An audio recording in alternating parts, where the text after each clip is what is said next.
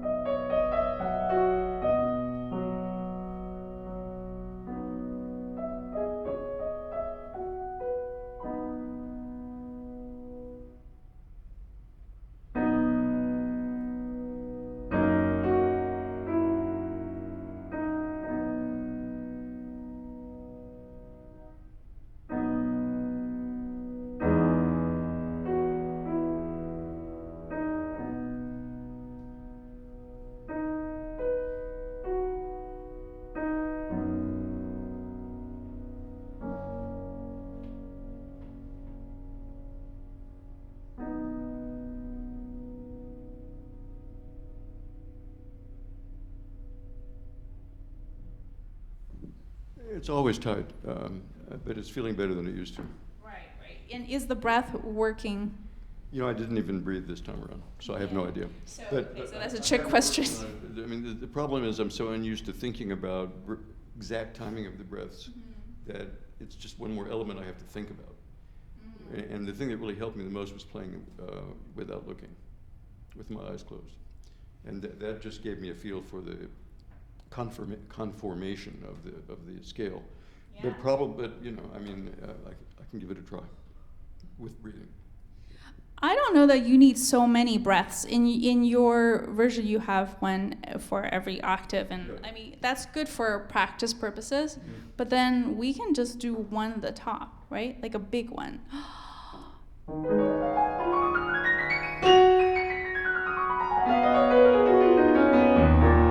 Okay, now let's get rid of that accent at the top and just make it smooth.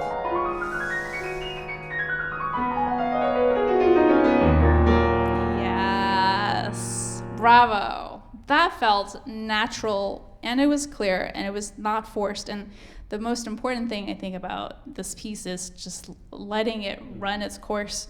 Yeah. Yes, gorgeous. Okay, good. Do you have any particular spots that you wanted to do another try at? Well, I missed a few notes, but other than But you got that. those, you know, performance problems. You did get the B sharp.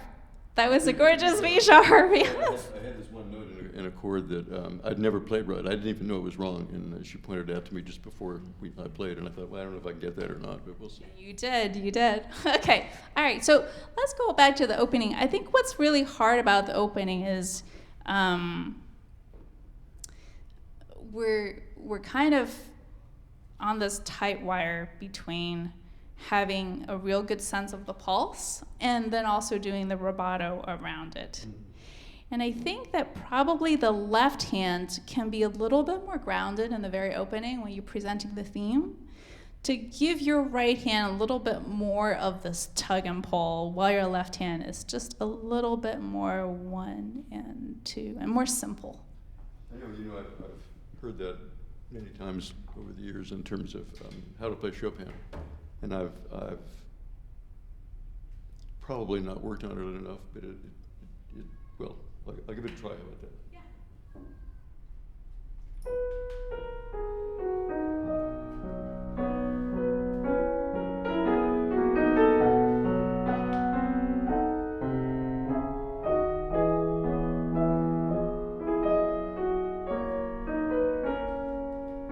You know, it already sounds beautiful. It already sounds more. It feels like my right hand is still wedded to my left, so that if I'm doing it more regularly with my left, I'm with my right also.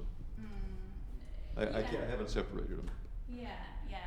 So now, voicing-wise, it's going to help to separate the two if we can make the left hand play in the next room. Okay, so far away.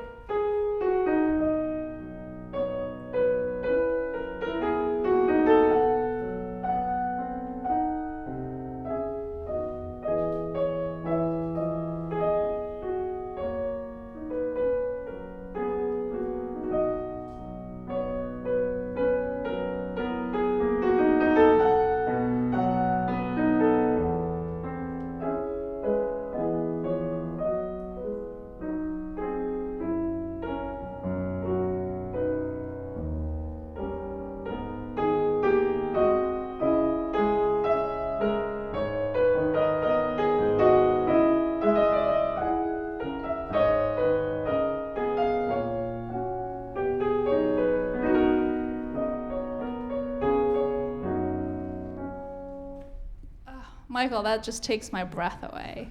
That was unbelievably gorgeous. Yes. And simple. Gorgeous and simple. That's the balance that we're trying to get. Yeah. And also just letting the harmony speak for itself. Yeah. The harmonic changes, they're all there, and now we're not distracted by... Not very complicated. They're pretty straightforward. Yeah. And so then when you have these little juicy moments, then they really come out so beautifully. Okay, let's try something different. Let's see. The last page is interesting. We talked a little bit about this wrist motion, right? So I want to invite everyone to think about moving underwater. Okay, we're at the bottom of the ocean, and you're just using your wrist, nothing else. Can we just try the right hand? You can use the pedal a little bit.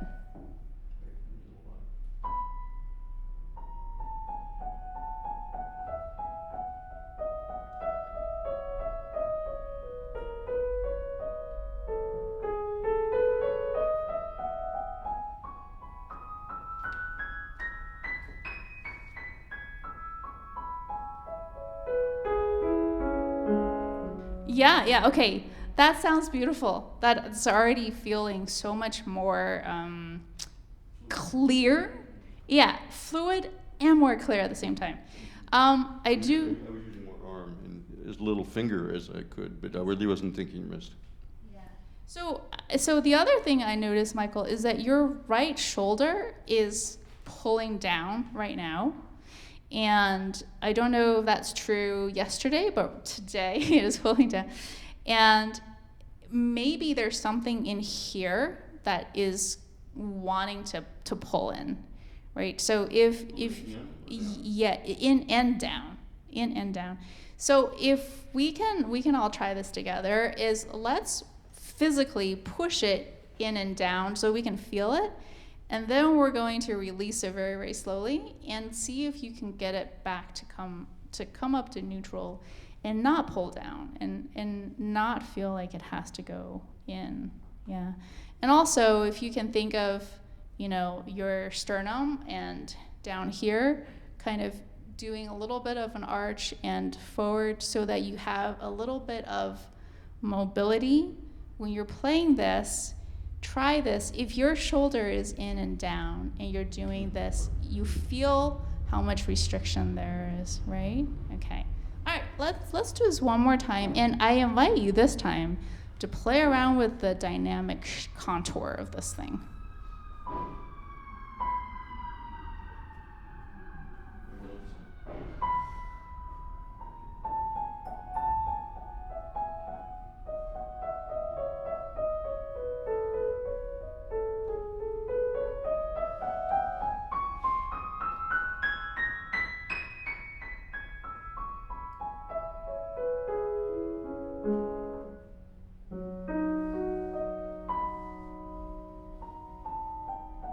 Now, something has to happen the second time. When we have the G natural, how do you want it to be felt differently? It's unexpected. It's it's an element of a little tragic feeling entering in.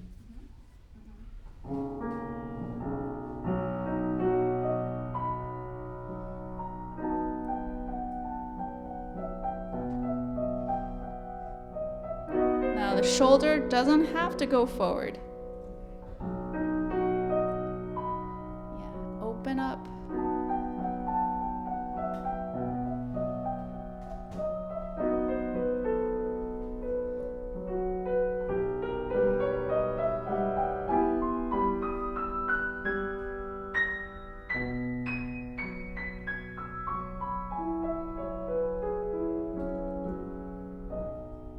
Yes, open up.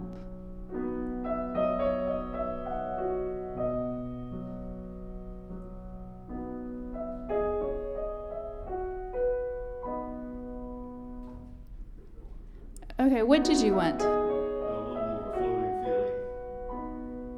Something like that.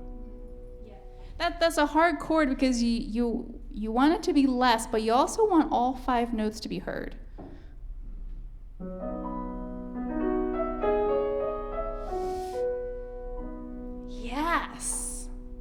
Yes, that's gorgeous. Sometimes just the prep is all it takes. Putting in the prep and then mentally practicing the fact that there is always a prep. So there's always preps in every bar because there's always something coming up.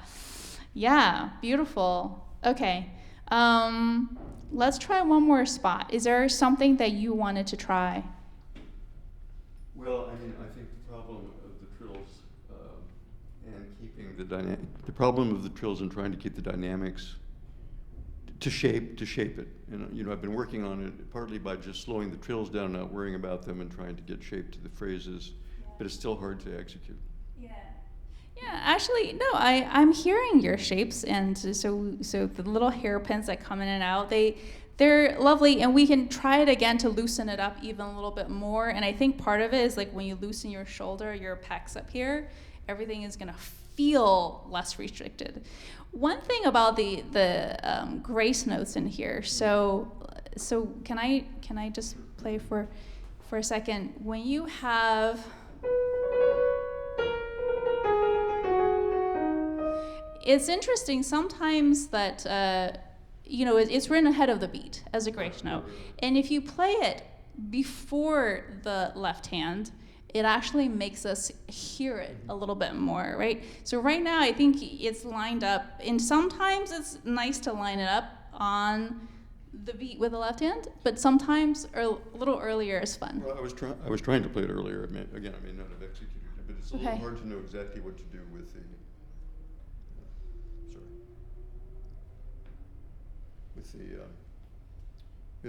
With the B here, because there is no, because you're already on it, and so whether to just accent it on or whether to bring it early, I don't know.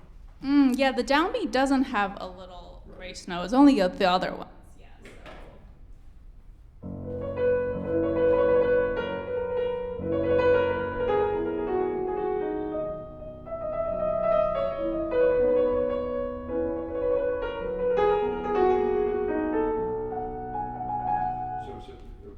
So what were you doing at the end? I wasn't quite sure. So the B on the downbeat is the only B that I actually line up with the left hand, and then all the other notes with little grace notes, I come before my left hand. Are you bringing it out or just staying with it? Or just staying with the trill that is? So I'm bringing it out by having it not line up, having it come before the left hand. On the downbeat as well? No, the downbeat is the only one that doesn't have a grace note. Yeah. That was my question. Yeah. So if I simplify it, it would be like this.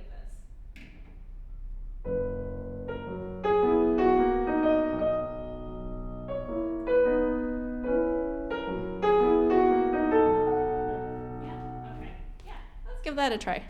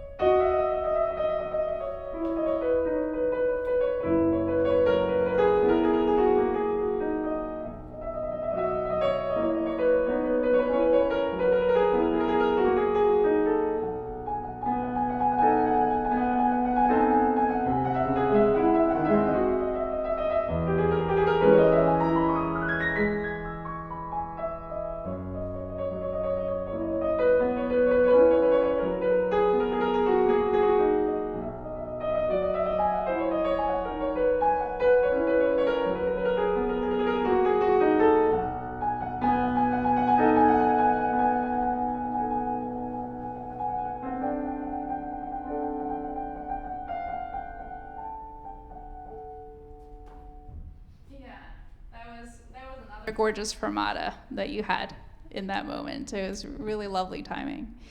Yeah, so the thing with the grace notes is however you do it, just be consistent with both the placement with the left hand and the dynamics. Because right now, I think what's happening is you want to do a little hairpin in each, like, you know what I mean? And so I think if you do the grace note, then the grace note is loud and everything else is a little softer. Yeah, my problem is really technical because I'm thinking how much energy the trill needs, and that raises the dynamic when I wish I didn't. So. You know, it's interesting.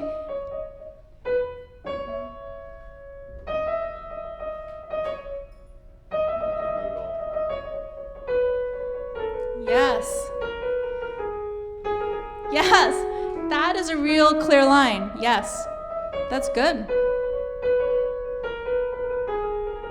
Yeah. You know, there's different ways that we can initiate dynamics. So, you know, like if you're a dancer and you wanted to initiate from your legs versus from your core versus from your arms, the movement is different. So when we do dynamics, we can also think, is this coming from our fingertips or is it coming from our breath?